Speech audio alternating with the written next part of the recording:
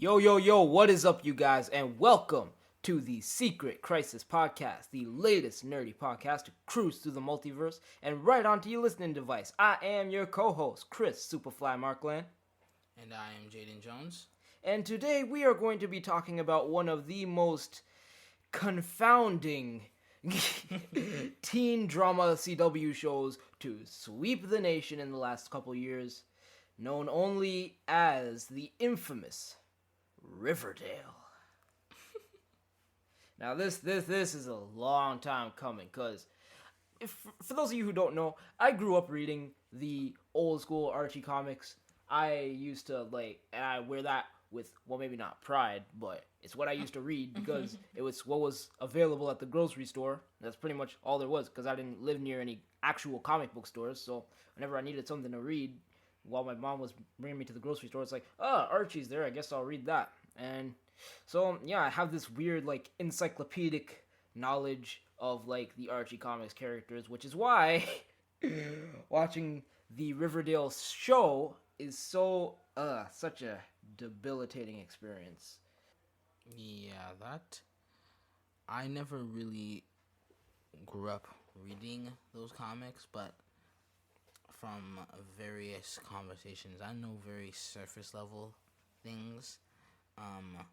Just the gist that Archie's a player, Veronica's rich, Yep. and Betty is the dream girl next door, and Jughead eats. Yeah. That's and what's his face? Reggie's a dick. Yeah, pretty much. And plus, I watched the cartoon, and so that's basically just Yeah, Archie's weird mysteries. Yep. There's a deep cut for you. A lot of people probably don't remember that show, but that show used to slap back in the day. Mm-hmm. Had a dope theme song too. Yeah. Pretty solid. Can't play it because of copyright reasons, but just know it slapped. So yeah, we are talking about Riverdale. It is, if you are not familiar, it is the supposed live-action adaptation of the Archie. It's a very, very loose adaptation that takes inspiration, I guess you could say. Well, it is essentially really stretches the word with inspiration. Yeah, it really is the Twin Peaksification of the Archie comics characters. And I watched the show when it first came. I watched the first 2 seasons. I watched season 1. Thought it was okay. Wasn't groundbreaking. Wasn't life changing or anything. It was just it was a good, decent show to watch. Could be cringe at times, absolutely, but it had an interesting mystery. The whole who killed Jason Blossom plot kept me coming back every week for the first season. So once this first season ended, I felt like I didn't waste my time with it. I don't know about you. Well, the second season, well, very messy, because it was unlike the first season, which was 13 episodes. The second season was 22 episodes, and it was just a meandering, overcomplicated mess. But it was a mess in the fun kind of way, you know? It's comfort trash, yeah, for lack of better terms. So I watched it, and once season 2 was over, it ended on a very, very weird note, but it was an interesting show that I watched. The very first episode of season 3, though, is where I fell off. The second they went into the whole plot with the Griffins and Gargoyles game, and going into the occult with all this magic stuff, and then there was that scene where the farm, yes. And there's that scene where Betty's mom and sister Polly are doing this cult ritual where they have to sacrifice Polly's twin babies by holding them over the fire, and they drop them, and the babies start levitating in the air. And I watched that and I was like, yeah, no. That's enough for me. I'm done. Yeah. I fell off that show hard. I'm like, no, sir. Stopped watching. And I've watched sporadically Whenever I heard that there was like a particularly cringy plot line, I might tune in for an episode or so. But I do not watch it regularly. I do not mess with Riverdale. Jaden, on the other hand, you watch the show pretty religiously now, don't you? Oh well, hey brother. Like I wouldn't say it religiously. No. What, you don't subscribe to the Church of Archie Andrews Abs? Like, no. Hey, don't forget Reggie, man. Like, oh yeah. We don't discriminate here. Asian dude, bro, Reggie. If you're a fan of black nerd comedy, good old Asian dude, bro, Reggie. Like, I have stuck out watching the last 5 seasons. Yeah, five seasons. It really has been 5 seasons, hasn't it?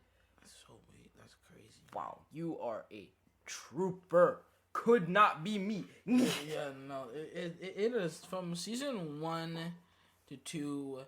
Like, really, season 2 was really the best of, like, it just like went off the map when really the Griffins and Gargoyles situation. What were they even like? Hey.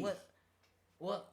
Like what? When they first introduced it, I'm like, now I'm like, I'm very new to this, but like I'm super into D&D, so like I'm not like that's not the whole thing was like captivating to me at first. I was like, okay, like this is interesting, like, and at the I believe at the time, if I'm remembering correctly, the Sabrina Chilling Adventures of Sabrina had just like come out. I think so. It either it just came out or it was coming out soon. Yeah, and that was an interesting. I was curious as is this like, are they going to do some type of a like introduce a supernatural element to it? Like I wasn't really sure, but I was curious. So, like, spoiler alert. I was wrong.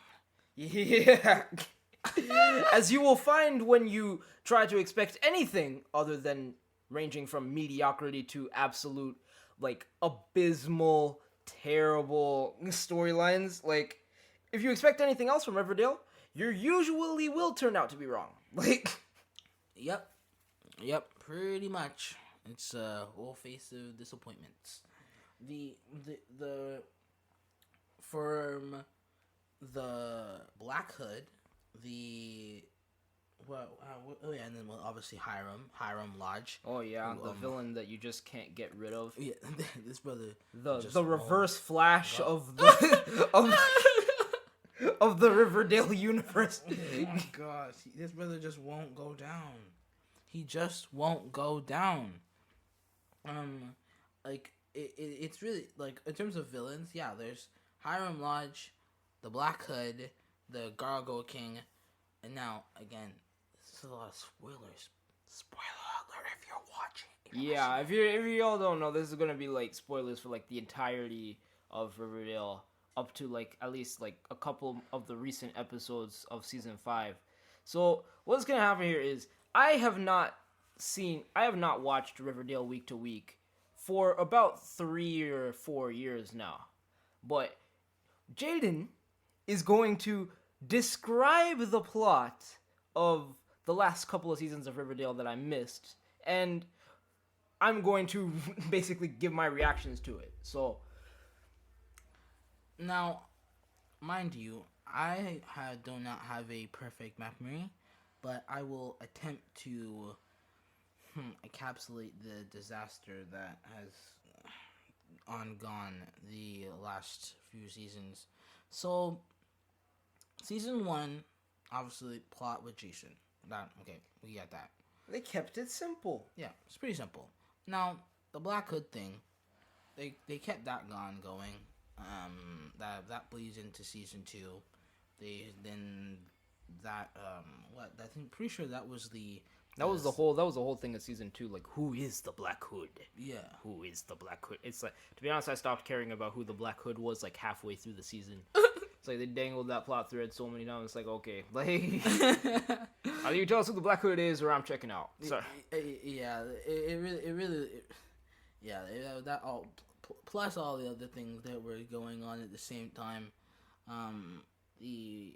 With everybody, with pretty much every character, goofy stuff that just characters are just doing with Archie. What was it? What did he call it? His The Red Circle. Oh I yeah, believe it was his teenage vigilante group that consisted of like the school football team just sitting around shirtless with like red ski masks on. We're coming after you, Black Hood. Look like the start to a bad porno.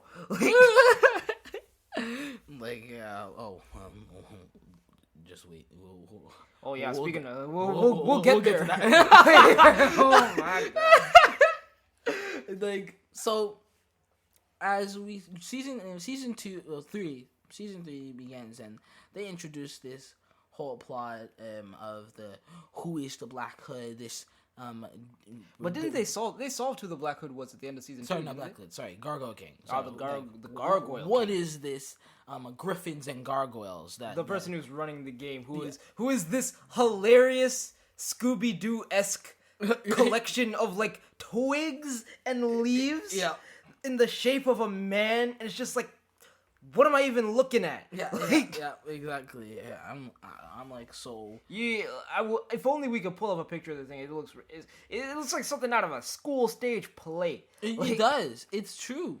Like, it really does look like that. When you see it just looks ridiculous. Yeah. So what ends up happening? There's a bunch of like murders. I think what was it?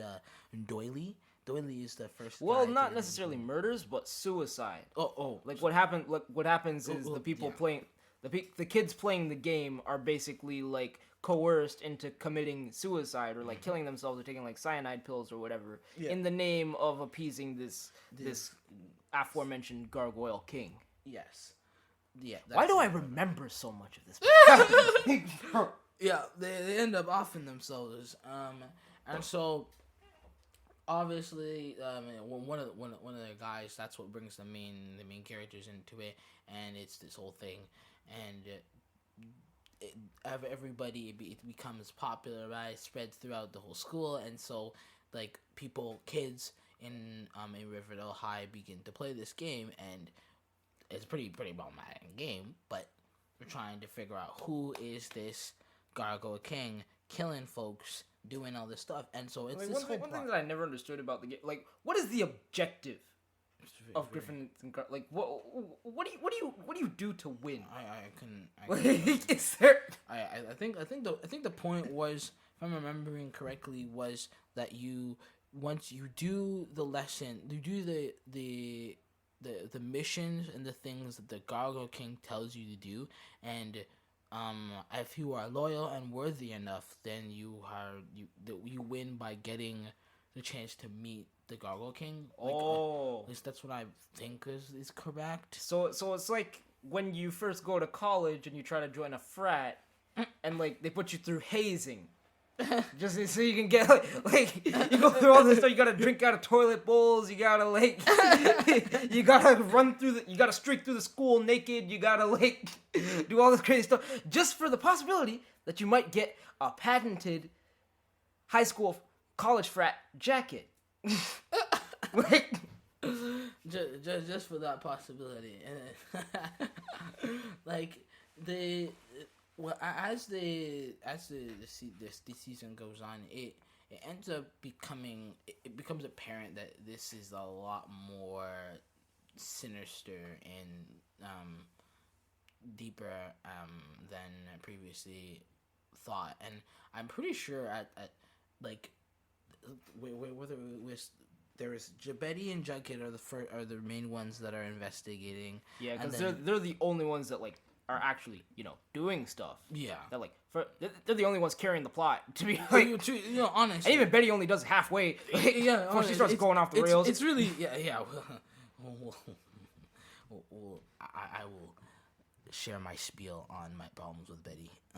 And then meanwhile, in Betty's house, like Betty has this long estranged sister who like is No, brother. constantly like. His brother.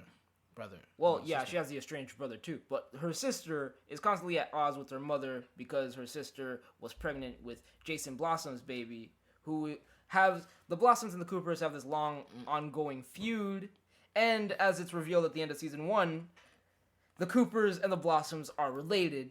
Yeah. So essentially, Polly, Betty's sisters' babies are incestuous. Yes. Is the basic idea. They didn't know that. Yeah, they didn't know. They didn't know at the time. How? Well, But Hal knew. Hal knew that, and now he was, mind you, he was against that. Like, Yeah, he was very much diametrically against opposed. that. So it's like that. But like he wasn't opposed to it because, oh no, don't sleep with your relative. It's because, oh no, you're dating a dirty Blossom, and it's like, it's like you're still against it, but like maybe you need to for the right reasons. Yeah. Like, just shift a bit, like. So yeah, like so. But Cheryl was no, but Penelope was like, well. Like, what did she say? You're just a pure blossom. Oh yeah, you're a pure blossom. You can't get any pure than that shit. Like what? Oh my god! Like she was way too used to it. Yeah, it's like Penelope. Okay. So anyway, Betty's sister is pregnant with the Blossoms twins. She gives birth to the Blossoms and moves back into the Cooper household after being shipped off to a mental care ward by her mother. And while off, like, in, like, the wilderness or whatever, she comes across this farm that, like, essentially, like, takes her in and, like, gives her, like, all... It's a cult. Yeah. It's this really weird, eyes wide shut, Charles Manson-style cult. Yep. That's just run by this really skeevy looking, like, dude named Edgar Evernever. The names in the show. Never. The names. I love how this show, it tries to take itself so seriously. Tries to make itself out to be this, like, Shakespearean drama. And then it does stuff like that. Yet they'll come out with people with names like Edgar Evernever and Penny Peabody and Mr. Weatherby, Waldo Weatherby, and Geraldine Grundy. It's like, bro, and Fangs. Don't forget Fangs Fogarty. Like all these ridiculous ass names. Like, was it a Forsyth? Jughead, Forsyth, Pendleton? Forsyth, Jughead, Pendleton Jones, the third. Yes. So there's 3 people. Yeah, exactly. Oh. So there's more of you? Like, see, so, as was mentioned, they introduced the farm. And exactly, the farm is, yes, a cult. And, like, I mean, if you're watching it, you didn't pick it up. The second you figured out, like you I think it was who's it, Evelyn, I think was her name. Yeah, because like he has this like daughter, quote unquote, that he sends to infiltrate Riverdale High School and recruit new impressionable teenagers to join. She's a cult. groomer. She was and her name is Evelyn Edgar Never. And at first, when you meet her, she's like supposed to be like his daughter. Come to find out that she's really his wife. Yeah. Who just has this weird degenerative disorder that like makes her like look young. Apparently, that's the excuse. There ain't. I'm calling bullshit on that. Like she's definitely a minor. Like yeah, I'm like. We're definitely just using that as an excuse to doink a minor, but yeah.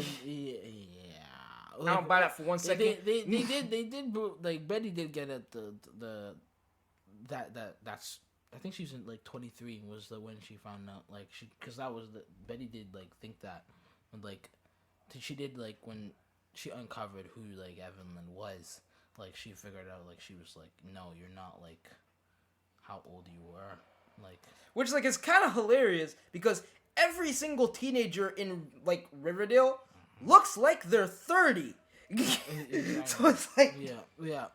so it's like, do they all have degenerative disorders that makes them look older than they should? Or are they just putting some sort of hormones in the water in Riverdale? Like, is that like? So this is all while the seeming at first the farm kind of takes a backseat to the plot. You don't see while the gargoyles and griffins and gargoyles situation, and Betty and Betty at first mainly Betty and Jughead are investigating this. The whole farm situation. Polly and her mom are off doing that, and you don't even like. It seems like it's its own thing at first.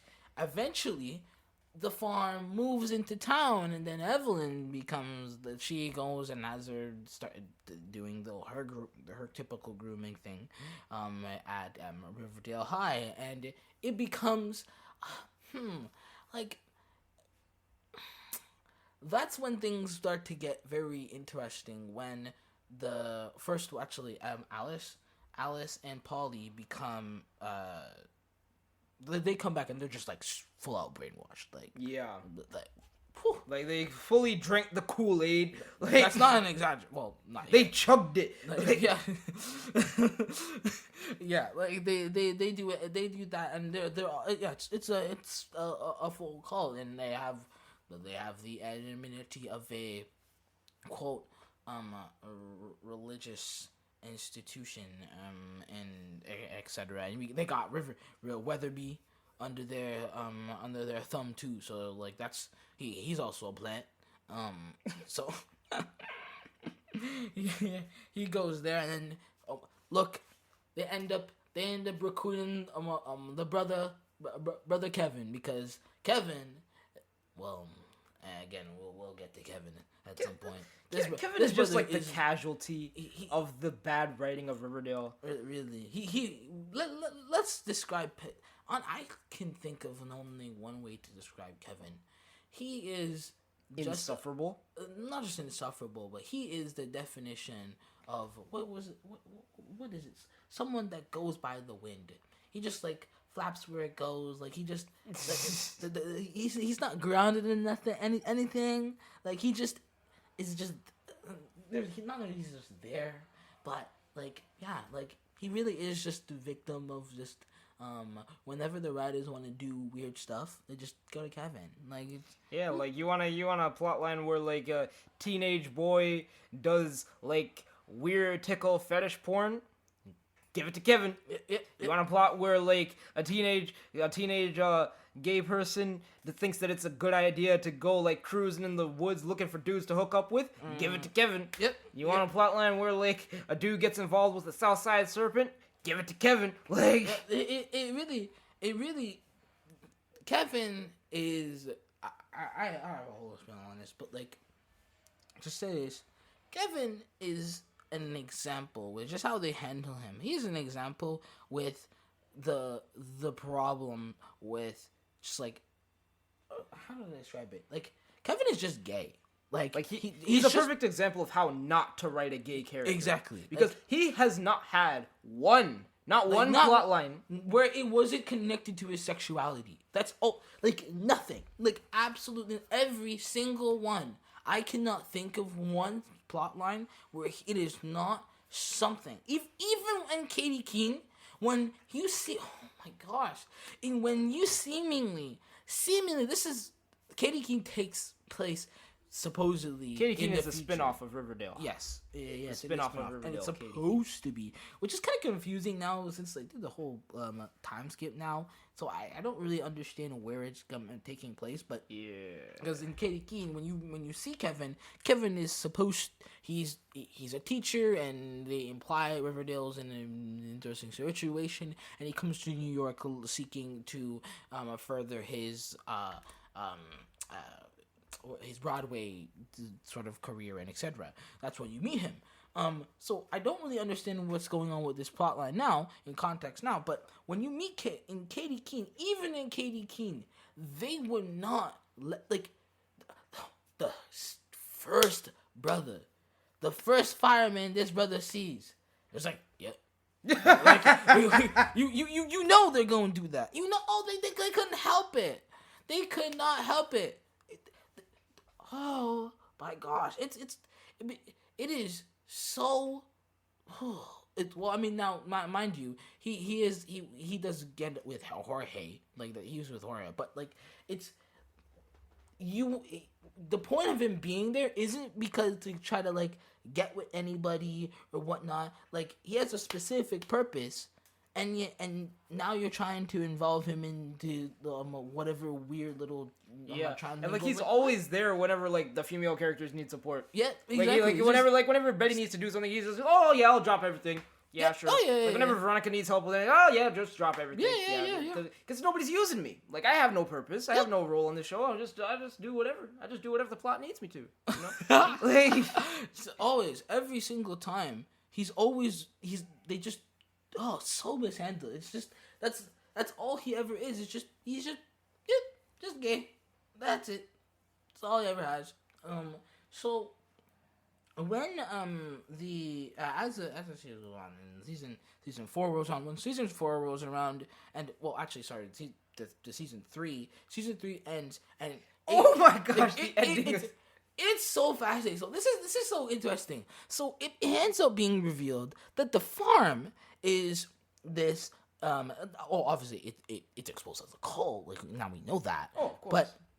But it gets revealed that that the farm is first of all like harvesting human organs and like they're literally like keeping Jason Blossom like. This was kind of confusing. Like it's because like it kind of was implied as if like they were using human organs to somewhat keep him alive or resurrect him. But I can't remember whether or not this was Cheryl's weird psychosis that was envisioning him kind of being alive while that must have been it. They must have like slipped or something, or like it was really weird. Roofied her somehow.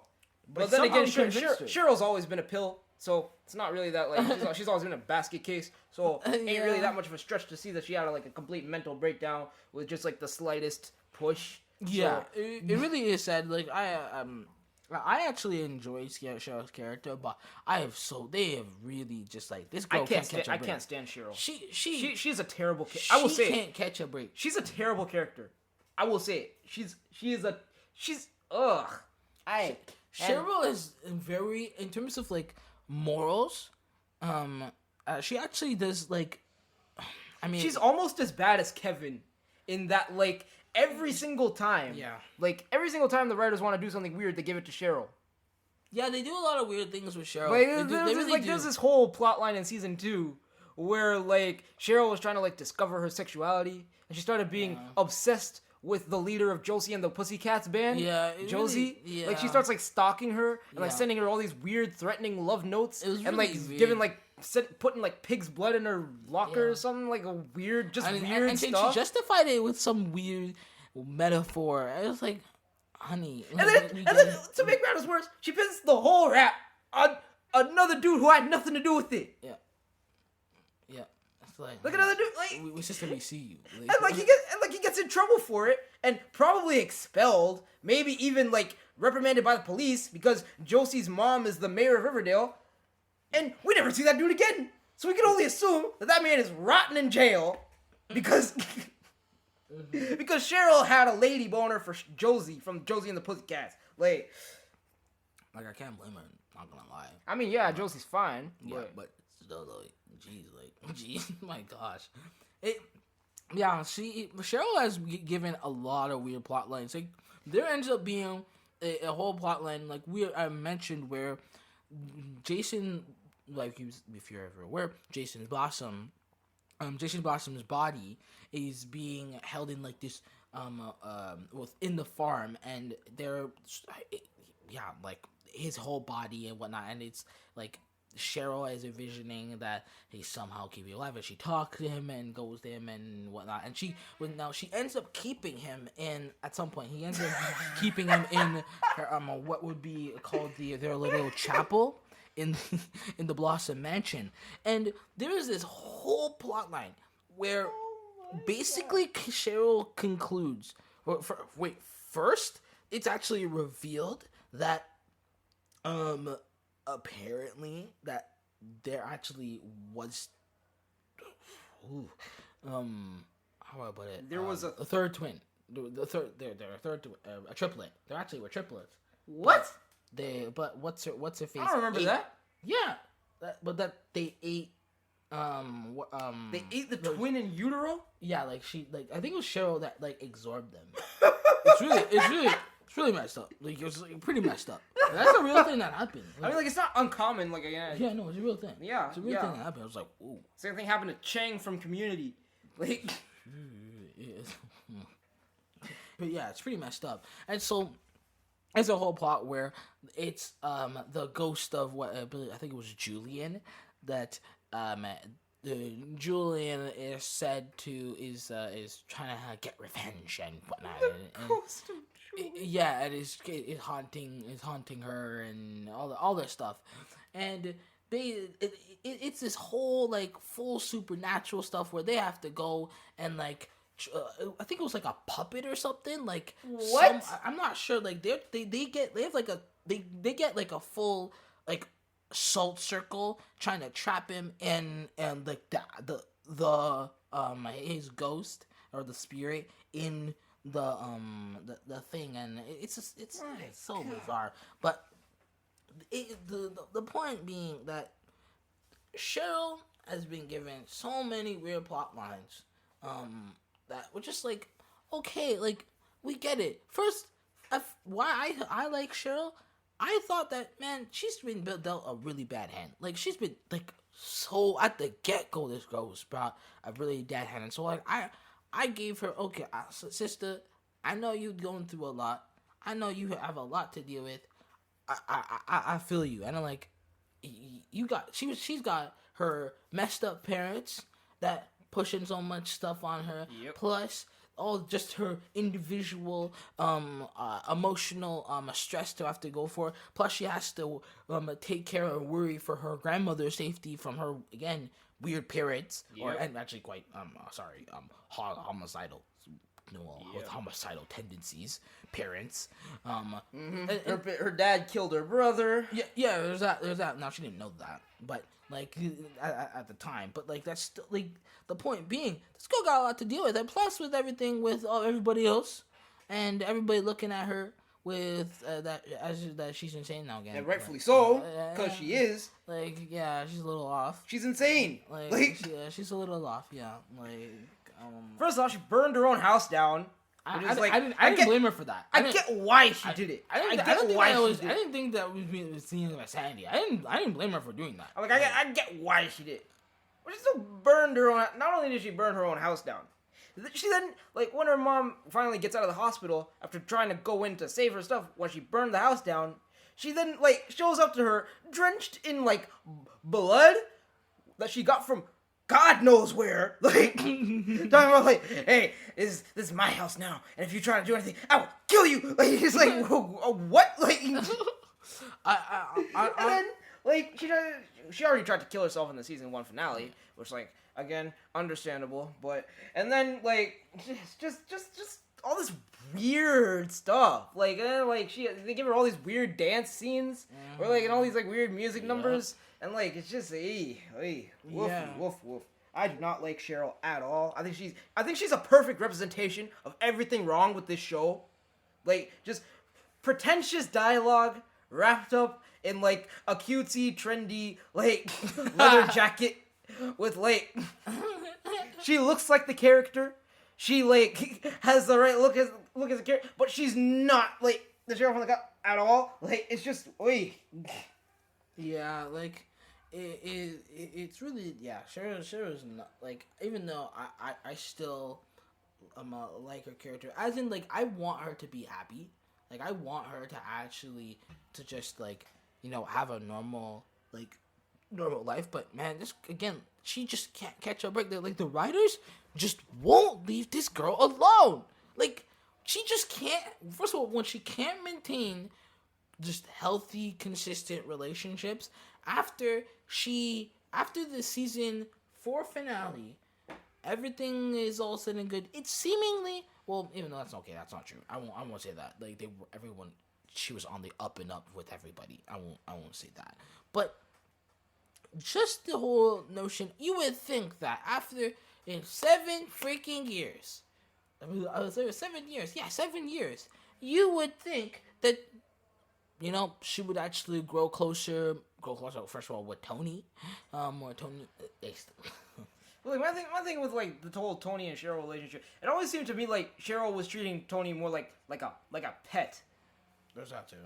Like she was always like, it was a very odd relationship to me, but yeah. So yeah, like that's but as season 4 pops around, and first of all, actually, the Gargoyle King ends up being revealed. It actually ends up being the mastermind ends up being Charlotte Blossom, Penelope Blossom, Cheryl's mom. Yes, and it's like this weird like. It's like they keep playing the hits with that because like the big villain reveal of the first season is that it's Clifford Blossom, Cheryl's dad. So it's like. Yeah. Looking back, I kind of don't see how nobody picked up on that, but yeah. Like the interesting, and mind you, a lot of this is all going on while Hiram Lodge is being a gangster, going and almost barely kill. Well, not barely. Almost killing like Archie Andrews on like multiple occasions. Didn't he framed him for murder? Yep. And like did all like and he's like he pretty much spends like every single like Hiram Lodge plot this season basically consists of him sitting in his office and like wringing his hands like what can I do to kill Archie Andrews? Like he's Dr. Claw from Inspector Gadget. Like I'll get you next time, Andrews. Next time. Like he's just such a mustache twirling villain, and like just sipping tequila, like. Like the very first scene that you see of him in the entire season is him sitting in his office, like with a white whiskey in hand. You don't see his face, so he looks like the devil, and he's just like sitting there, like. You're not going to give your father a kiss, Veronica. It's like, oh, so this guy's clearly evil.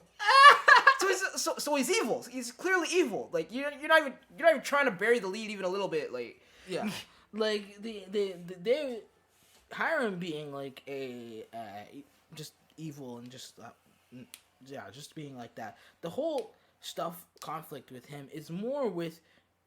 It's really just with Veronica and Hiram and like their relationship and because at times, because if you don't know, Veronica is dating Archie, and so at the same time, it's more like that she's kind of like trying to step in the gap, trying to convince him not to try to like kill her boyfriend, and also Hiram has reason to hate Archie because like back in the day, Hiram and Archie's dad Fred had this whole love triangle with who is now Hiram's wife Hermione, who like Hermione and Fred were kind of hooking up on the down low, like even like before Hiram got out of jail in the first season.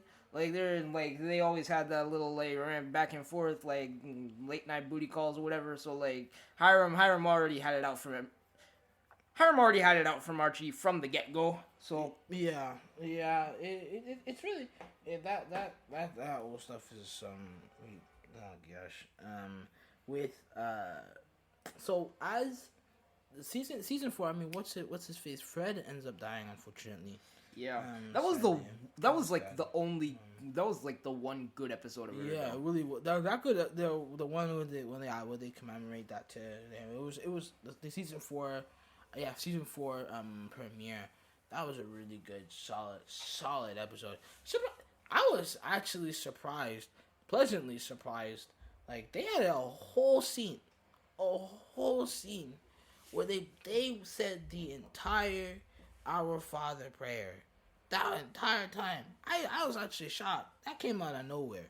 I didn't expect that. I'm not like to be on like a show, and they didn't try to like do some like weird spin. No, they're just like gonna pray. Just like that. I was like, wow. That's actually very pleasant. Okay. Yeah.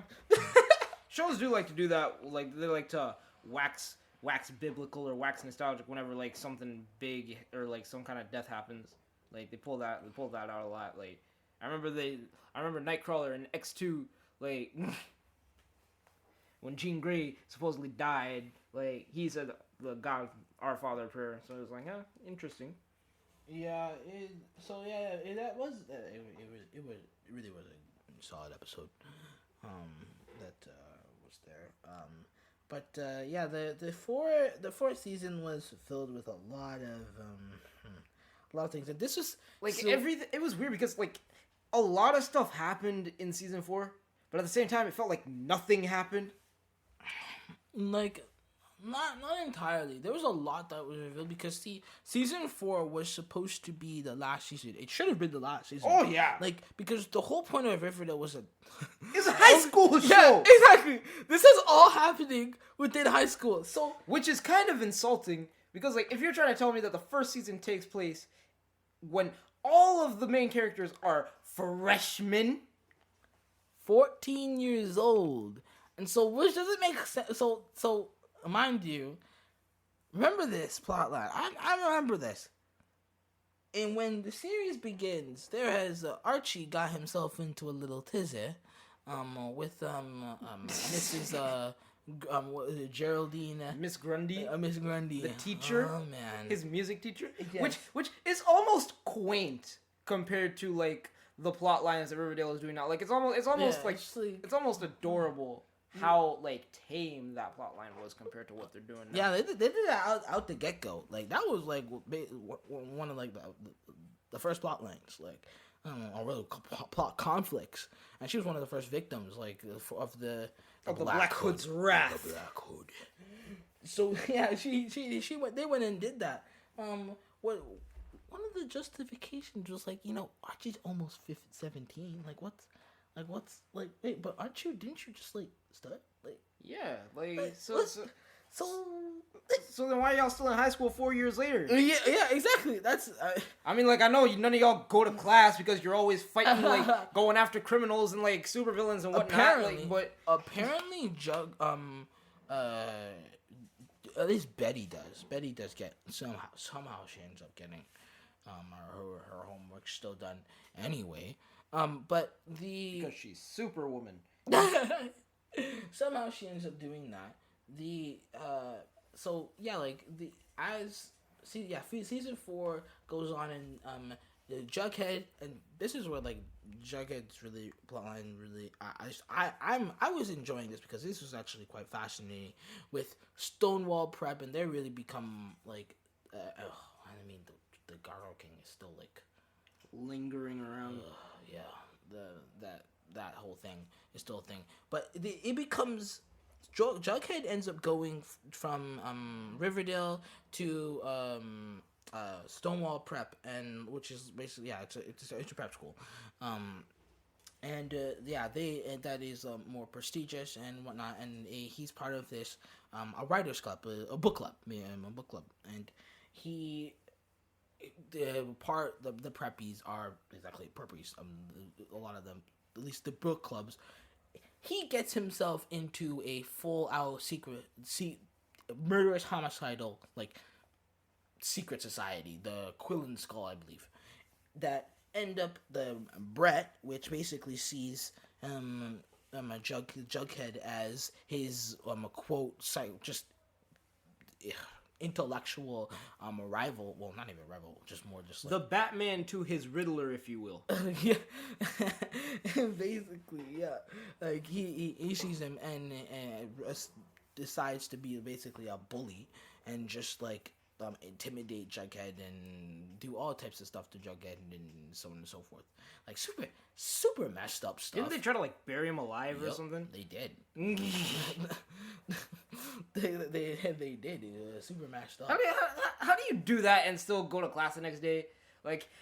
You Stonewall Prep kids, hey, you tried to kill me, but they kind of just they walked it off. They were just like, they kind of just at first they kind of like gaslit him, like made it seem as if like it wasn't a big deal. Like what are you talking about? Like, like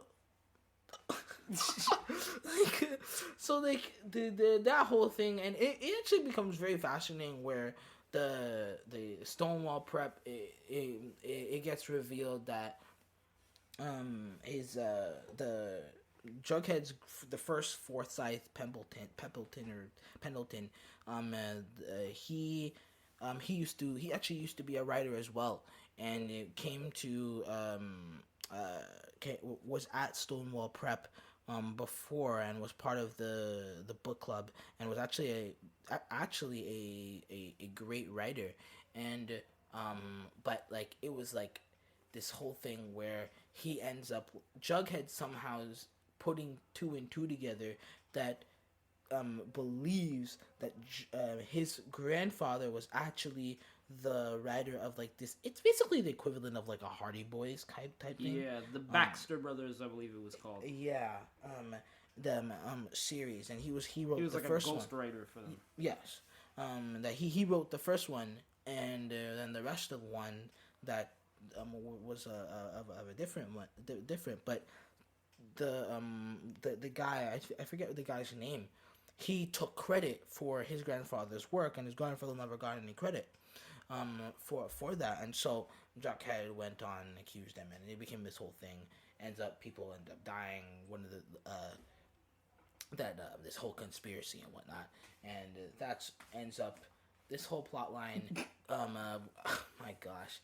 And what I love about it is at one point when like everything gets exposed, and like the teacher just looks at his class and he goes, "I'm sorry, I have nothing left to teach you," and he just like runs and he jumps out the window and kills himself. Yep. And everybody just looking at it, just like, "Oh, that happened." Like because they knew it, because they blackmailed him. Like they knew what they're doing. The rest of them, I didn't expect like that. That's to be expected because they were in on it. It was more Jughead that obviously was shocked. Like obviously because like he's like a non-regular person. But just the way that the whole scene played out. Yeah, it really was bizarre. Like when all of that turns out, it goes in where the Jughead and Betty are basically trying to basically pin the Quill and Skull, Brett, the female cat, I forget her name. I think it was maybe Joan or something. Is it No, not Betty. It's not Betty. Whatever. Like I forget her name. Let's call her Joan. She's actually the mastermind. She's not Brett who's the mastermind. He's actually just a pawn. Wow. To be honest, and they end up actually trying to pin murder on like, well, was it? No, it wasn't Jughead that was pinning the murder. It's Betty, wasn't it? Yeah, it was Betty. They're trying to pin Jughead's murder on Betty. And it actually, like, they actually turned that around on it. That was actually, it was so fascinating. It was really, really well done. And so, like, yeah, they seriously made you think that, like, from season 1, like, yeah, they made you think that Jughead would, like, at some point, yeah, Jughead was gonna be dead. Like, except you'd have to be an absolute clown to think that they would ever get rid of the perpetual marketing money-making motion machine that is Cole Sprouse as Jughead on the show. They're never gonna do it. They're never gonna get rid of him. They're never gonna kill him. And they better not. Like, he's too much. He's literally the only redeeming, like, factor of this show. It would be fiscally irresponsible for them to kill Jughead. So right off the bat, when they showed that whole scene with them burning all the clothes and like Jughead's beanie and whatnot, and they're like, "Oh, no one can ever know what happened." I'm like, they're not gonna kill him. They're not gonna do it. They're not gonna like. Nope. And lo and behold, no, they didn't. Nope. The rock did not penetrate the. Well, no, it did, but like his beanie saved him. Woo! It's like he legit wears that beanie like every episode. So you mean to tell me that like if he got hit with a rock, like that beanie would, if someone threw a rock at his head, it would actually protect him? No, Like, I mean okay. like it softened the blow enough that it didn't like go all the way, like didn't like actually like kill him. Like it obviously. Okay. So do these Stonewall prep kids not know how to like check pulses? Well, they thought he was dead. Like they didn't do that. They But were then why cocky. wouldn't they check? That's a good question. That's what I thought. I was like, you didn't check that they were Like, dead? Like, you're committing murder, bro. If you're gonna do it, you might as well go all in, cover your bases. they thought to really just pin it on Betty. Woo! Because like they ended up like, so this has to be also like established. Before earlier on, it was revealed that actually what's called I forget what it's called, but like Betty has the serial killer gene thing. Like it's not just that, it's in like their family. It's actually like for whatever reason. Hence the reason why her dad was turned out to be the Black Hood. Yeah. In season 2. Yeah, and they had been like, it had been this whole thing. Oh, Dark Betty. She has this whole persona that comes out where that makes her put on black wigs and webcam in front of grown men on Omegle. Yeah, it's super creepy. Whoa. Okay. With her that was with Chick. No, not Chick. Yeah, man. That was one of the most with Chick. That whole situation. That's where I was like, I washed my hands. That was one of the most nonsensical plot lines that went absolutely nowhere. This girl sold this brother. At the time, he was supposed to be like this is Zapper. Now is he weird? Yeah, I don't know whatnot. But like, you sold this brother to the Black Hood.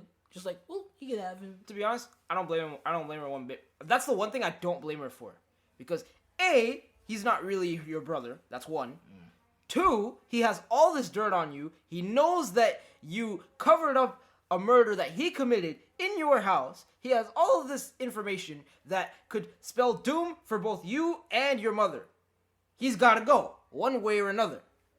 2, it's not like she kidnapped Chick, tied him up, like hog-tied him, and like threw him to the Black Hood like a pig in front of a pack of wolves. She basically did. She called the Black Hood and gave him free reign. Like, she gave him a head start. She let him run. You know, and sure enough, he escaped.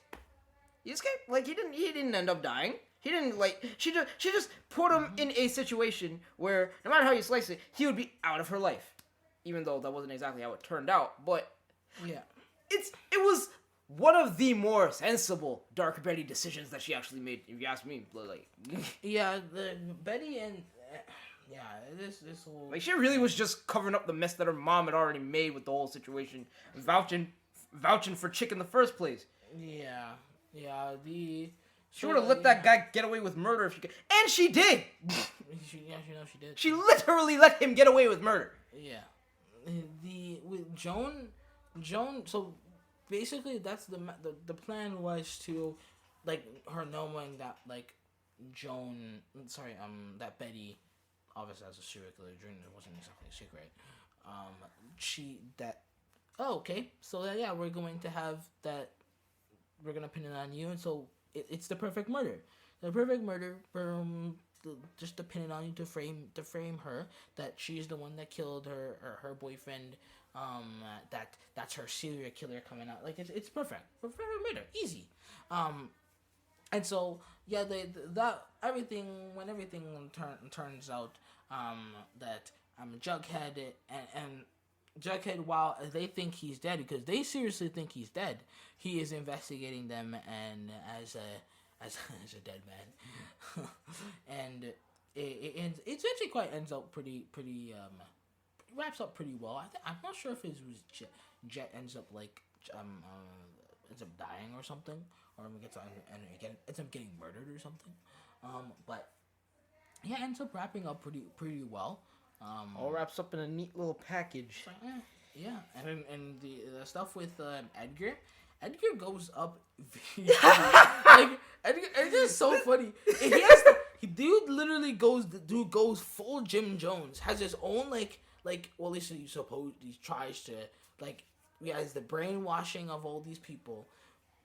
You go have them in their bus. They end up having to square off with Betty and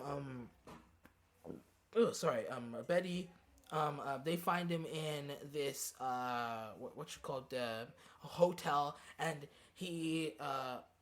she chases him to the top of the roof of the hotel, and where he has this Evil Knievel style rocket. Yeah, and he is going to fly to the moon. Yeah.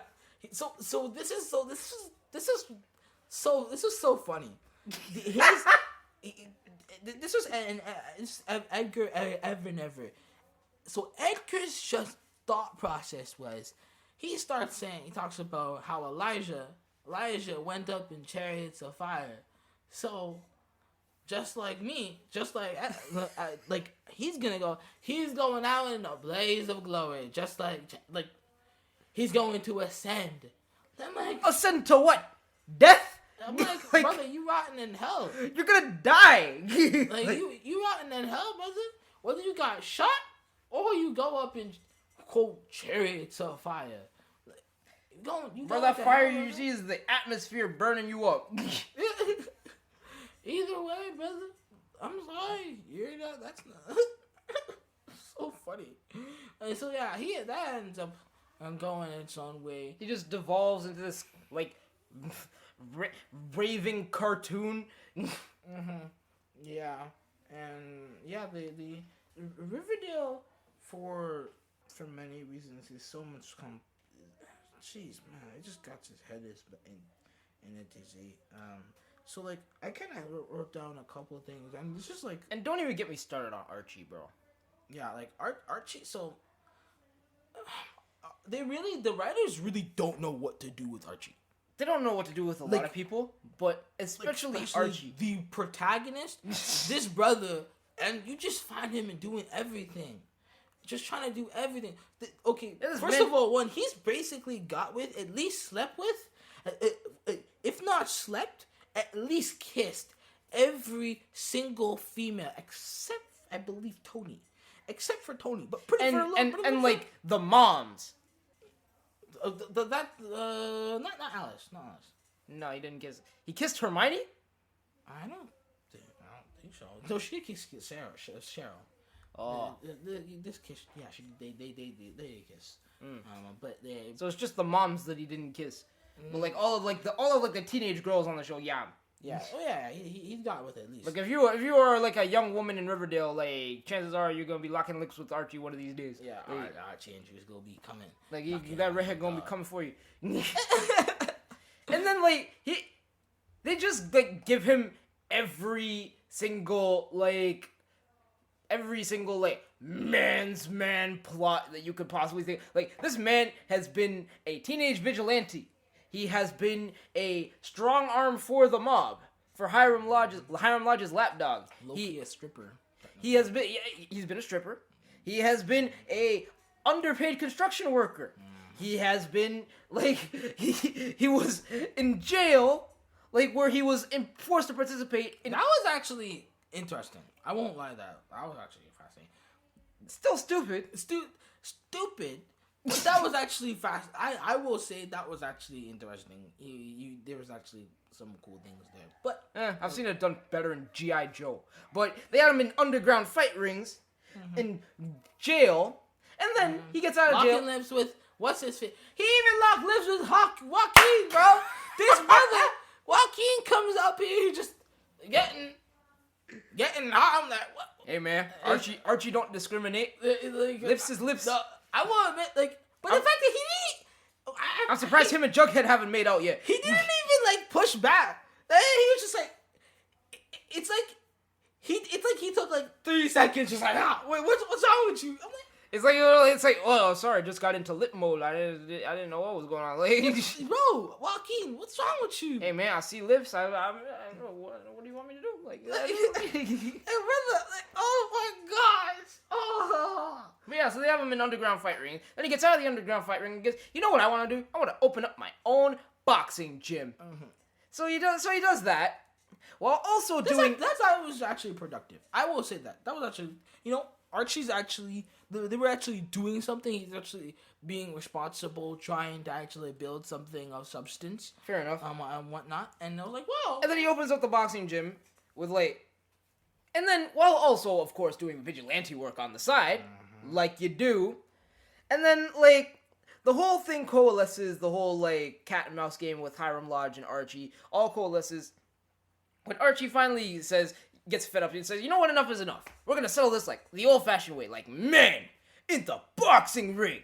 And so he challenges Hiram, who is jacked, is this jacked muscular dude, to this fight in the boxing match. They stage this whole dog and pony show where the whole town's gonna be there to watch this teenage boy get punched in the face. So they have this boxing match, and obviously Hiram's kicking the shit out of him, he's getting his butt kicked, and and the whole thing resolves with the cops showing up and taking Hiram away. I think it's the FBI, actually. Oh yeah, the FBI shows up and takes Hiram away.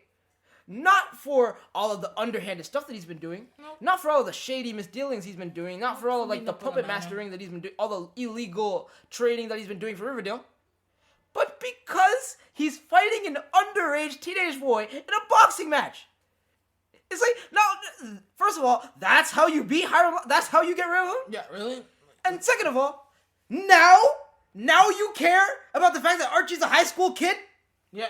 Now all of a sudden that's a problem for you? Yeah, exactly.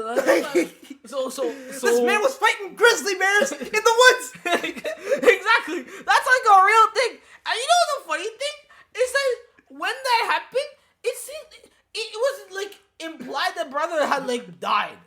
How did you survive that? This brother had full on got mauled by a bear. Full on mauled. How did you survive? Explain that to me. Please, somebody explain. How? They just kind of just left that. It's alright. I find myself asking myself that question, in every single episode of Riverdale, because they have this man fighting Archie in fight. Every time, it is impossible for Archie to lose a fight. It really, he could fight somebody with his eyes closed. This man is on, Vin Diesel and Fast and Furious levels of just invincibility. This man, I watched this man fight 5 grown men. Grown men? Many of which were twice his size. And he beats all of them. 5 dudes at once. At once. Yep. Even if, by the grace of God, you somehow managed to not die, you somehow managed to take out all 5 guys at once, you're still living with inoperable brain damage. For life. It really... talk about plot armor. For him to actually take all those guys on. When Archie gets to when you get to season 5 and actually the end of season 4, the season it's just so funny. For quite a while, the whole question of what will Archie do after high school, Archie isn't graduating, and I'm glad they actually acknowledged that this brother is not graduating. He don't have the hours. Of course not. He's logging in all those vigilante hours. He can say too busy being Batman to do schoolwork. Hey, this brother should have gone to his guidance counselor and put in his submit and say, hey, just wrote down and say, yep, what'd you do? What'd you do for your hours? She's like, I will serve my community. Community service. Community service. Cleaning up the streets. It's really? Yeah, sweet streamer? A sweeper? You can say that. Yeah, he cleans up the streets. My gosh. That with when Archie. So yeah, Archie. That was the real major plot of the last half. Was what will he do after high school? And it really seemed it it really seemed like the writers like didn't know what to do with Archie Because they never do. because like yeah, it really did. Like they didn't know because this season again, season 4 is supposed to be the end of Riverdale. That should have been the end. So it really was reminiscent. Everybody is going to go their separate ways. They're going to graduate, and that's the end, and etc. So what ends up happening? Archie technically doesn't end up graduating per se. No, he ends up getting to walk down the aisle, but doesn't end up graduating, unfortunately. But he ends up enlisting actually. He ends up enlisting into the military and Be all he can be.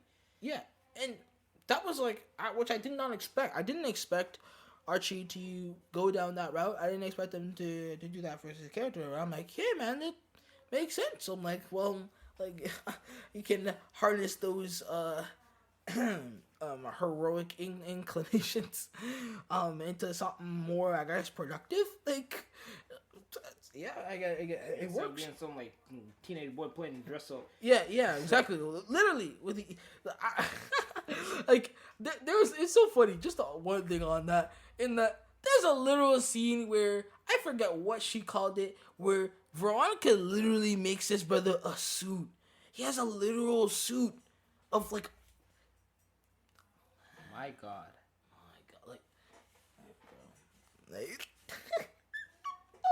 Like I think that was the Halloween episode. I'm pretty sure that was the Halloween episode. Okay. Like okay. What is like? Don't give this brother ideas. Like yeah, like so pure heart, the powerful is gonna be like that's pure heart. Yes. Because that was like his superhero identity in the comics. Oh, okay. I see. Yes. Yeah. That was the name. Yes. Pure heart, the powerful. Oy. Like they actually. So season 5 comes around, and season 5, this is the 7-year time skip that ends up happening, there's first of all they made a pact, and they're supposed to meet every year. That unfortunately ends up happening, and so the gist is Archie comes back from the military, and he's been off his way. Oh wait, yeah, we forgot about the relationship stuff. Probably for the best. The relationships can all be summed up as they get together, they break up, they get together, they break up, they date each other, they date the other one, they get back together, they break up, get back together. No, that's not true. They've actually been consistent for the majority of the series. It's just this last portion that just suddenly, like they just had to get that in the last half. Archie and Betty sitting in a tree. K-I-S. I cannot. Okay, I will not. I cannot stress this enough. There are a lot of things in Riverdale that I cannot stand, but of them all, there's nothing that I cannot stand more than Archie and Betty as a couple. Like, I ship Archie and Betty as a couple in the comics. Like, Archie and Betty, to be honest, I think that comic book Archie should be with comic book Betty more than he ever should have been with Veronica. I never understood why he ever put up with Veronica's foolishness. Mm-hmm. And, like, not Betty, that's a wife thing. But in the show, absolutely not. Not, man. That is not. First of all, they have nothing in common. They have no common interests. Mm-hmm. Archie is like a meathead jock. And Betty is like trying to be like an FBI agent. Like there ain't no correlation there. Yeah. There's no real connection there aside from the fact that like they were friends from childhood. Yeah. So this is pretty interesting. So Riverdale ends up Archie goes to the military, and like what's even worse is that like Jughead. First of all, Jughead is Archie's best friend. Yes. And Betty is like the only good thing in his life. Yes. Literally the only good thing in his life. Except for his father, his stuff with his father. But even his dad moved away. Oh yeah, that too. Like she's the only good thing in his life right now, and even then, half the time she's more trouble than she's worth. Yeah. And you're gonna take his girl? Yeah. It's like they full on like had a full like scandal. Like it's the scandal. It's so scandalous. It's so bad. So bad. And like they, I mean, yeah, like they went and confessed and whatnot. Now, mind you, Betty did go and cut it off. Like she was the one that was cutting that, and it was Archie that was the treacherous one, really and truly. Like it was really Archie. Of course it was. Like this brother was the one who went. Like he was the one longing for. Even when she cut him off, he was the one that went and longing for her. It was Bro was whipped. Just so treacherous. Whipped. You have a whole girl, bro. Yeah, like for her, cause I was like, bro, what's wrong with you, man? It's so bad. It was so bad. I'm Archie. I can't help it, Dad. I'm sorry. He has a mind of its own. Like, oh my gosh. Like he ends up.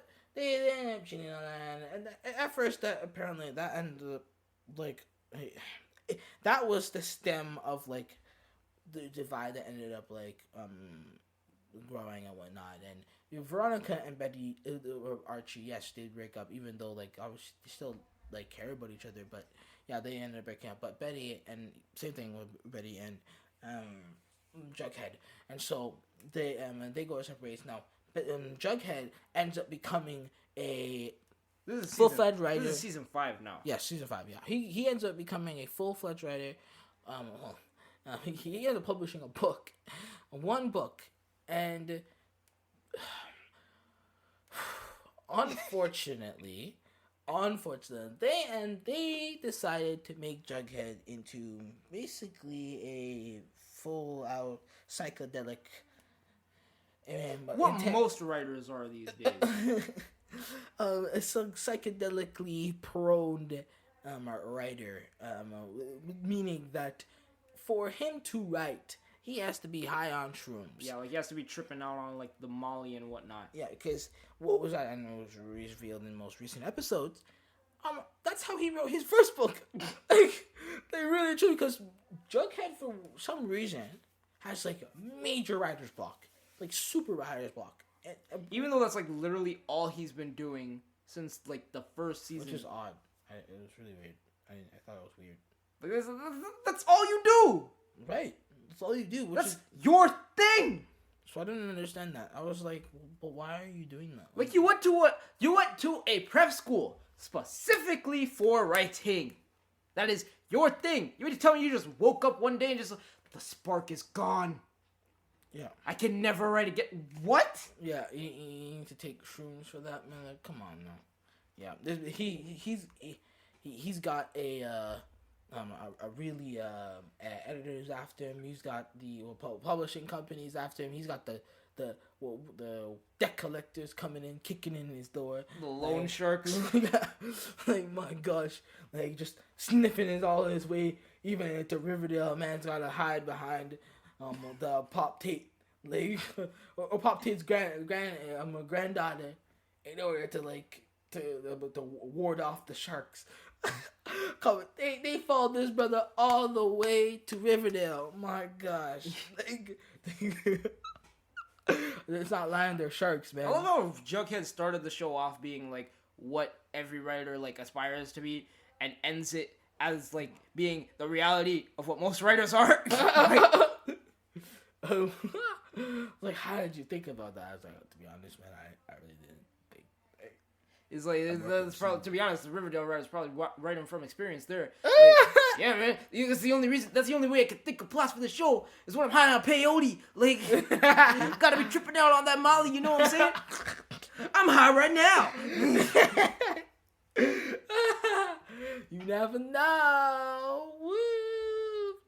Oh man, like the episode when Jughead and you get to see the big reveal of how Jughead wrote his books and whatnot. It's so interesting where he has, which actually ends up really happening, where he has a whole thing, where he goes into like the sewers of New York and he meets like the Rat King.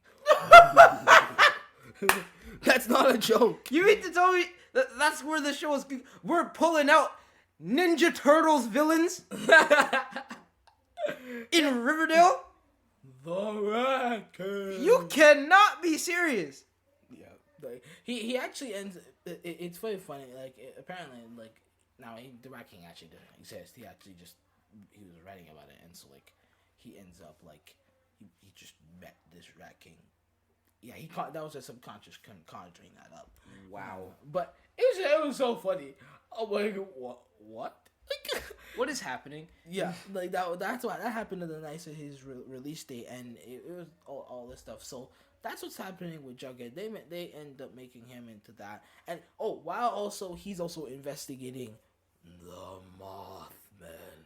Is he really in any condition to be investigating anything except a rehab center? Not really.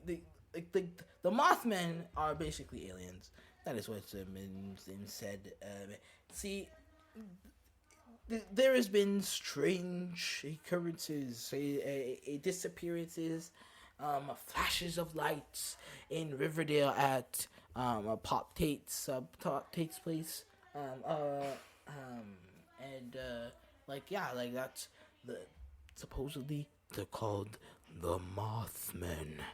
Oh, love it. That's what they're called, and that's what it's aliens. That's what we're doing now. We're really doing aliens, and so that's Riverdale has jumped the shark long ago. really. But if there were ever a jump the shark moment in any show, this would be it. Of investigating aliens. Aliens. My gosh, like the this is I don't even know how they're going to what's the resolve, what's the point. Like this is happening interestingly at the same time while Betty like Christian mentioned before, Betty ends up going into the FBI, becomes an FBI a trainee.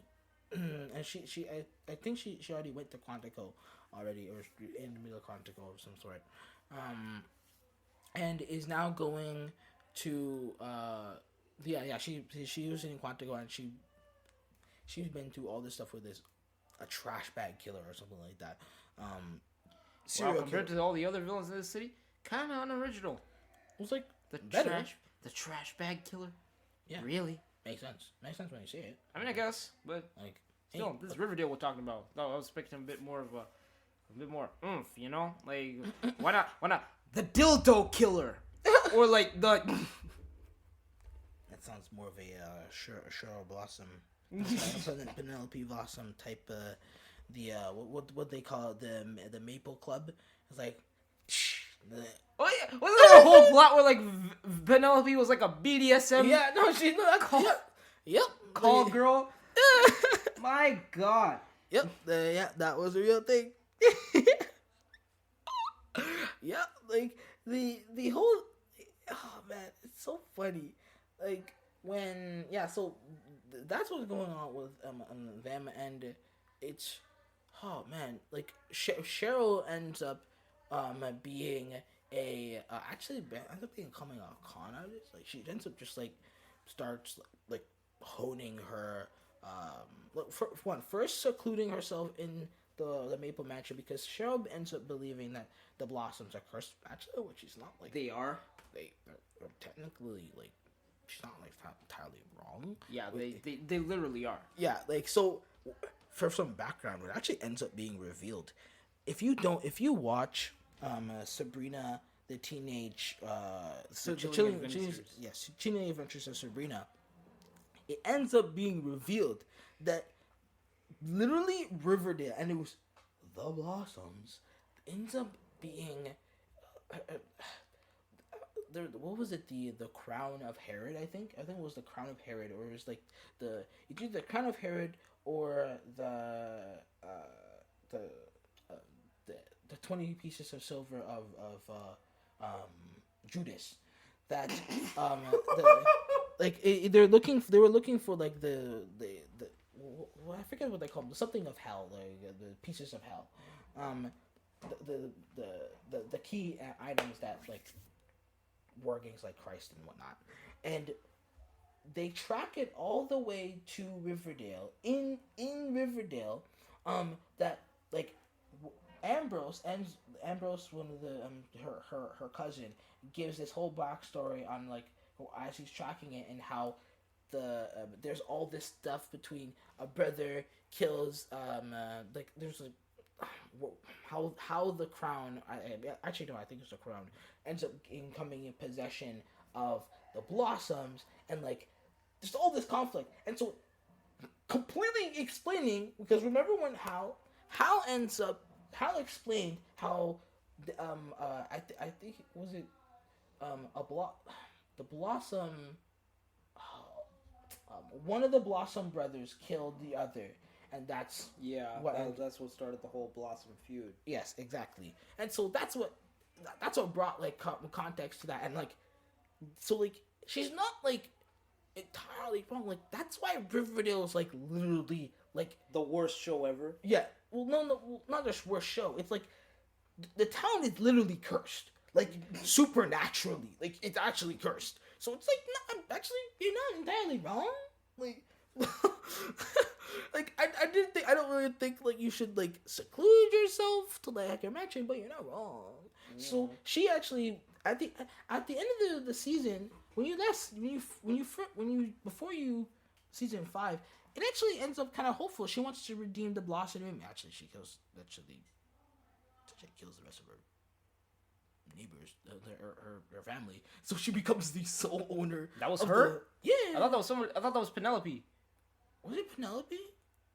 I'm not sure. I think maybe like that ended up poisoning him. I'm not sure if it was Penelope or her grandmother that ended up just like making her decision easier. It's just like just get rid of him. I never liked him anyway. Yeah. I think it was either one of them that made that decision. So yeah, like she does that. And oh my gosh, yeah.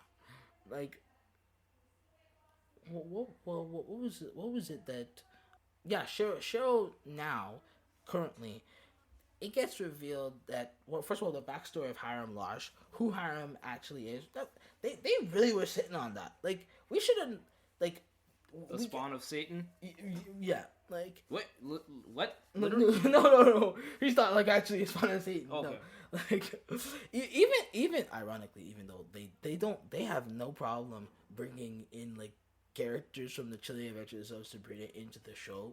Like, Lucifer, like, shows up. Like, so not him. What? That he shows up in the guy who plays Lucifer shows up in Katie Keene. Sorry, not that. I was like, he ends up being a dick though, like, which is not really that surprising.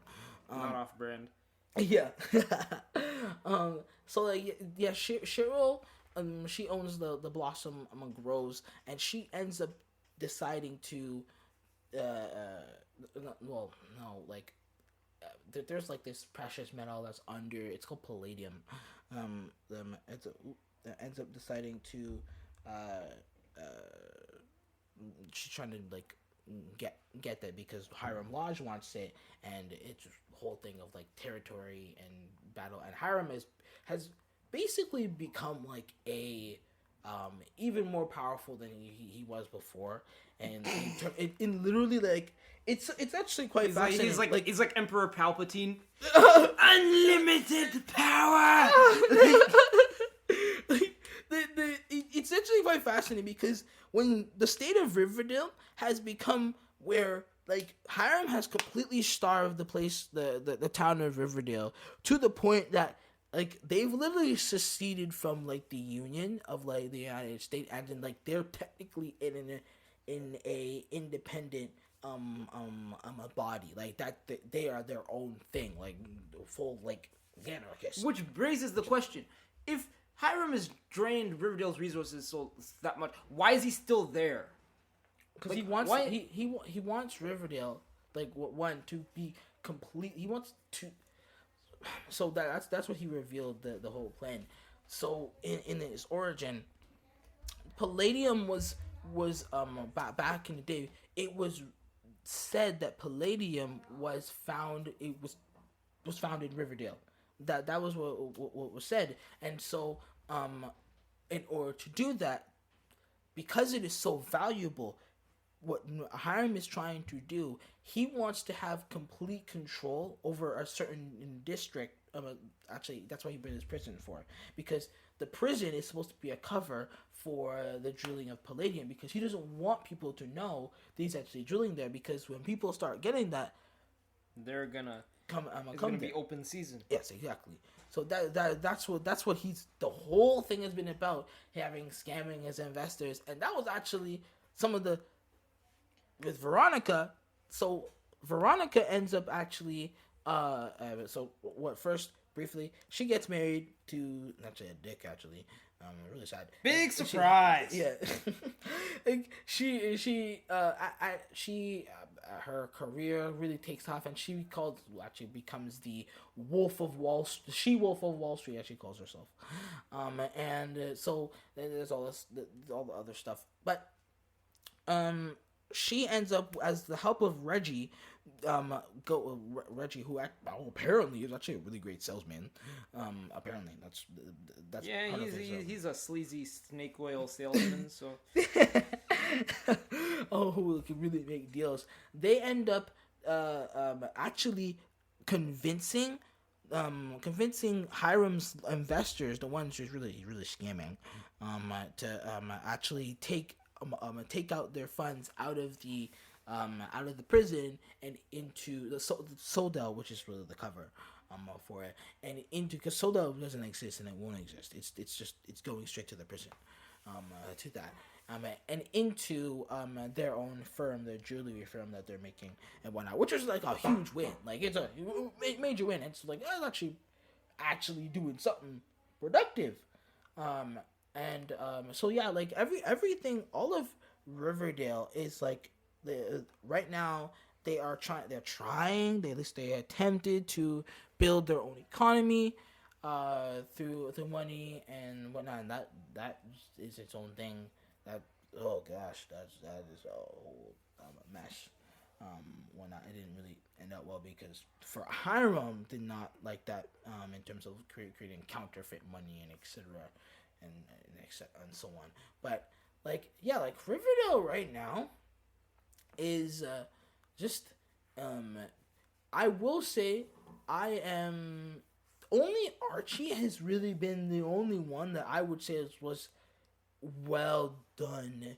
The irony, which is ironic, it really is, because if I have to say, if I'm gonna give the writers credit, if they plan to actually put Archie in the military at some point, that they clearly didn't. They clearly didn't. Like it was obviously an afterthought. Yeah.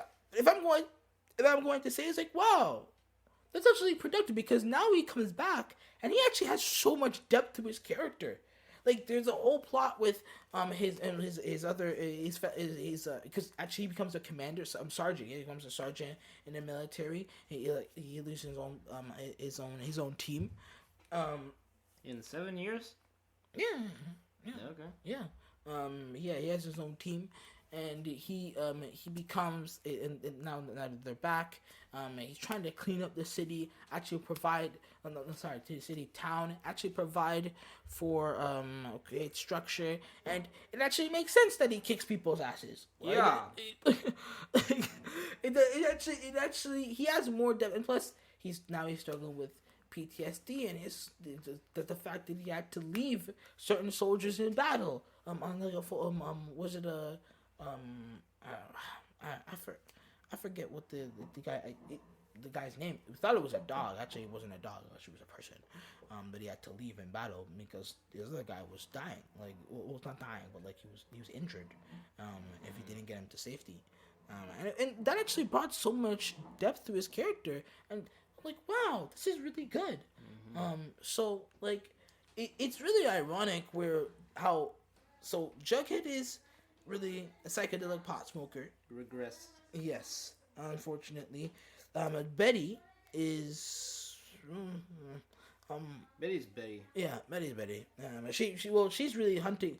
That is like not too bad, because now she's hunting. She's actually hunting not hunting, but like it's seemingly now it's implied that there's a whole family of like just like full on like they're not sexist. It's like they just like they just murder people. Like they see human beings as like just as much as prey. Like this whole thing because like Charming.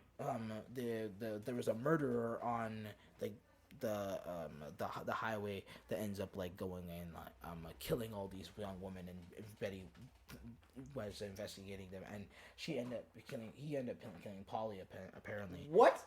Yeah, that's what he said. He's like, oh yeah, Off screen, I imagine. yeah, and then like Alice went and killed her. Oh yeah, I know way she's dead. No, I mean Alice went and killed him, like the murderer. Like Ain't no way Polly's dead. That's apparently that's the case. We don't know where the twins are. I've been wondering, where are the twins? Like, no, Juniper and Dagwood. Those kids are gonna get beat up in school. Yeah. Juniper and Dagwood. Yeah. Oh, gosh. Why don't you just call them Hogarth and Eye of Newt? So yeah, they decide. Yeah, Betty is like kind of like, yeah, she's basically having to go and investigate that. Of course, she and Archie are still hooking up on the down low. Oh yeah. That's kind of well, actually no, they're not anymore. They said not to. They said not to. It's actually, Veronica is actually. He's actually been waiting for Veronica to. What? Yeah, I won't go into that. Wait, so let me get this straight. So you cheat on your girlfriend with the girl who you friend zoned in the very first episode, who is dating your best friend. You throw all that away to go for some to go for this girl who you friend zoned in the very first episode. Then you go away for 7 years and join the army. You come back, start hooking up with that same girl, and then tell that same girl, oh no, I don't want to do this anymore because I'm waiting for the girl that I cheated on with you, who is married now. What? Mm-hmm. Yeah, there was some other stuff that took place, but that was basically like a good like sum up of like what took place. My gosh, yeah, they did a bunch of stuff, but that's basically like the gist of that. Like Archie's not going to until that divorce is final, but now he won't because like what's his face has something on Veronica or something. He won't sign the divorce. Dirt on her? I think it's something. I forget what it is or something. But like yeah, he basically has dirt on her and whatnot. And he won't sign that divorce. But Archie's waiting until that divorce, so he won't do nothing until then. I'm like, hey, we're respectfully so. Like Oh, he has actual morals now. yeah, like they really did something for him. A lot better than that. So yeah, like this. One other thing for a character. So we went through Cheryl, Kevin, Veronica, Betty, Jughead, Archie. One other thing on Cheryl. This is kind of an interesting thing that they kind of included is that Cheryl. It's just so weird. Cheryl and her mom are now doing this weird religious grift, basically. They're really scamming folks, trying to like in like their little chapel. It's like, it's really weird because on one end they sing Christian songs, like hymns, while at the same time kind of like worshiping like Jason. Like it's really weird. Like excuse me? Like because like that's what she talks. So her language is like as if like Jason is like God, and like as if that he's like his spirit is it's super creepy, super weird. It's such a scam. It's so weird. But like that's what they're doing now. And here comes Cheryl had the audacity to go to Kevin. Kevin after she catches his brother red-handed after he was jamming and jingling and gyrating in this in the forest again. After 7 years, this is what we were talking about before. God. After 7 years, this brother is doing the same thing. Even after he was engaged to Fangs. After this brother was engaged to Fangs, he couldn't control himself because for whatever stupid reason, this brother went and ruined that and then did some weird stuff. How does Archie mature before you? Right? Kevin's doing the same crap. Same stuff as an adult, brother. He did that. So after he does that, she comes to him and says that he needs some sense of purpose and whatnot, which is not true. Which is true. Wrong prescription, which she's claiming is supposed to be some religious truth. Hello, he needs Christ for the first part. Like, he needs to repent. Repent and come to Christ. That's one. If you talk about purpose, that is true. But like, it's just super weird where they just have like this. He comes in, has a service, and he does like this weird musical number, and it's like, oh well, now I'm going. The writers don't know what to do with me. Yay! Like that's we can rejoice in that. Hey, okay. Like it's super odd. And it's really sad. Like I'm really sad. Like I don't understand how the guy, I don't know what his name is, the guy that plays Kevin. Casey Cott. Okay, Casey Cott. I don't know. How does this brother feel? I know all of the actors acknowledge the fact at this point that they're on a terribly written show, but they're contractually obligated to still be in it. Yeah. Like if you watch any of the interviews with the Riverdale cast, they all are so over it. It's hilarious. Like, with man, like yeah, the writers don't really know what they're doing, so we just like, do whatever. Like that's so sad. I don't, man. Like, yeah, jeez, like because he's been given nothing, like nothing. This brother had to. He literally went in full drag, like dressed up in drag, and went and actually go and kissed Archie. That was a weird thing. Oh, that was so. Yeah, there's another one. There's another one. It was so weird. It was just like, why? Like why? It's just so. Archie let that happen. He just like. I was like, lips is lips. Yeah, lips is lips to Archie. You don't care. You don't care where it comes. Like I said, Kevin has jingling and gyrating in the forest, tickle porn,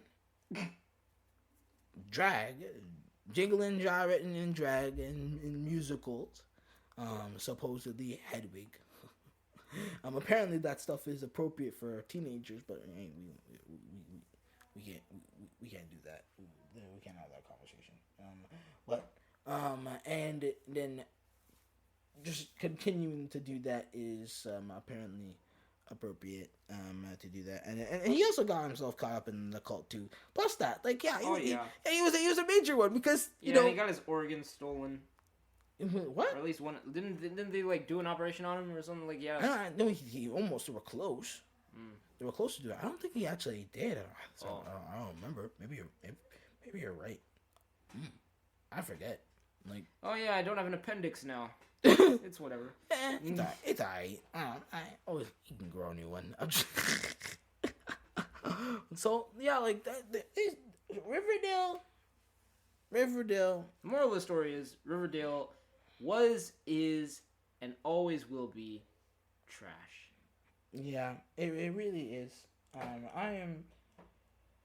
It has been something, quite a journey, and like as a wild ride. Yeah. Wow, we are so over time right now. Yeah. Like Christian is right. I've watched this for. I'm mostly the one that has watched this. Yeah. And it is something that is I will always call him and give him the gist and the absurdity that these characters have gone in, and it is quite something to see, from weird tendencies in the writers' room to all just the odd exploits. I have no ill will to the actors and actresses in these shows. I quite honestly pity them. I don't envy them. I know these brothers. These brothers got themselves into quite a pickle to be to literally be at the whims of weird writers in the people in the writers' room with odd inclinations and tendencies to do really whatever they feel like to fulfill their odd desires. My gosh. And so, if anything, I hope Riverdale serves as a cautionary tale to what happens when the writers' room of CW shows are left to their own devices. that is for sure. They just go off the rails almost immediately. Yeah, pretty much. More than any other shows. That's a general rule for CW shows in general. And if you want to know something really fascinating about the showrunner of Riverdale, Roberto Aguirre Roberto Aguirre. I don't remember his name exactly or how to correctly pronounce it, but the showrunner of Riverdale he has a very, very shall we say, checkered history when it comes to Archie adaptations, because one of his first ever writing credits was creating a Archie stage show.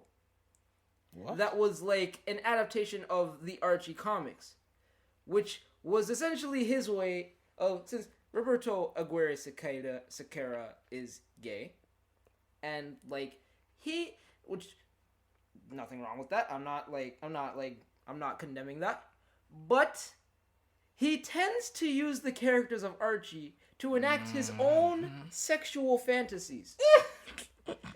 Because in this Archie play that he created all these years ago, one of his first ever acting credits was a story about Archie coming out as gay and hooking up with Jack the Ripper. What?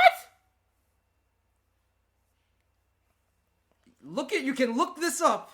Jack the Ripper? You can look this up. Why? Roberto Why Aguirre. Jack the Ripper? I haven't the foggiest idea. It's like this Bonnie and Clyde story with Archie and Jack the Ripper being gay lovers, and it's this what? It's one of his first ever acting credits. What is this like? This man has a weird Twilight heart on, and so I guess so. And it was so bad that the owners of the Archie trademark at the time legit gave him a cease and desist and made him change the names of the characters. So how in the world did he get another shot? And to make matters even worse, not only is he the showrunner of the Riverdale show, he is now in charge of all Archie comics. He runs it. Well, so if this has been a revelation, this is news to me. If that is proof of anything, as I was alluding to before, there has been many types of themes that have gone through these Riverdale. For some strange reason, some guy in the writers' room, I just thought it was some weirdo. It seems maybe that it's also the director that has this tendency to include how do I say it? What would be the term? Fetishes? Yes, very weird fetishes in the plot lines, just constantly. It's not just one thing, just one little thing here and there. No, just full plot lines. Just Roberto Aguirre Sacasa is his name. Look at him. Oh, okay. Yeah. He totally looks like the type of guy who would do that type of thing. Yep, that explains it. So yeah, that is that explains it. if that is an explanation to why we see a lot of these weird plot lines, if not that there is a brother in the writer's room that loves to project his weird fetishes onto the plot lines to get hard-ons. If that is not the reason why, yeah. So, yep, that is. I guess so. Yeah, that is our episode on. Yeah, we'd like to thank you for tuning into this long, rambling, and incoherent episode of the Secret Crisis podcast. If you're new here to Secret Crisis, if you like what you see, if you like what you hear here, if you'd like to see more of us, you can catch us. You can catch me at Instagram at I am Superfly. That's I am with Superfly with an A, not an ER. That's IAMSUPAFLY. I am Superfly. You can also follow me on TikTok at Superfly Comics. That's SUPAFLY Comics with an X instead of a CS at the end. We're growing every day. We're currently at, I think, 41,000 and getting bigger every day. So if you want to like what you hear, you want to follow, you can do that. Yep. You can follow the podcast at secret_crisis, and you can find it on anywhere you get your podcast. Apple Podcasts, you can leave a review. Please do leave a review. That would be great. I would love to hear what you think. And actually, it will be in the description of the episode. You can send in a voice message on Anchor, and you just tell us who you are, how you came across the show, and what you love about it. And we'd love to hear from you if you do get this far to the end. Thank you to those that do. It is greatly appreciated. And thank you for this. Yes, this has been a long form episode. This is more of a I would say this was not more of an unconventional episode. It was just like, yeah, it's like a television autopsy, if you will. Yeah. It was fun though. It was fun though. I hope that you actually enjoyed it, and hope you stick around for some new episodes. We got some cool planned, and thank you guys for that. And you can also find it on YouTube as well. That's also that. So hope you guys have a great time, and God bless. All right, that's all for y'all. Peace. Peace out.